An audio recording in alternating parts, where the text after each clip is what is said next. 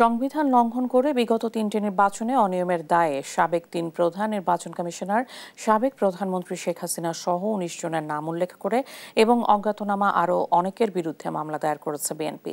রোববার সকালে রাজধানীর শেরেবাংলা নগর থানায় দলের নির্বাহী কমিটির সদস্য সালাউদ্দিন খানের নেতৃত্বে প্রতিনিধি দল এই মামলা দায়ের করেন।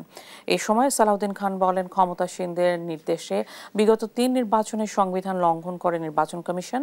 সেই সঙ্গে মামলার এজাহারে আসামিদের বিরুদ্ধে সংবিধান লঙ্ঘনের অভিযোগ, নির্বাচনের আচরণবিধি লঙ্ঘন সহ বিএনপির প্রার্থী ও প্রচারকারীদের মারধর ও হত্যার অভিযোগ করা হয়।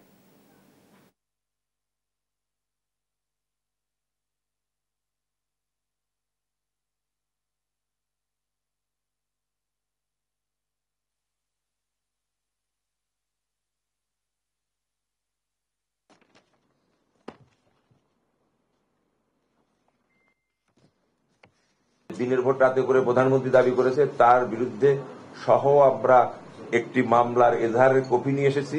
তার মধ্যে 19 জনের নাম উল্লেখ করা হয়েছে, আরো অজ্ঞাত অনেক।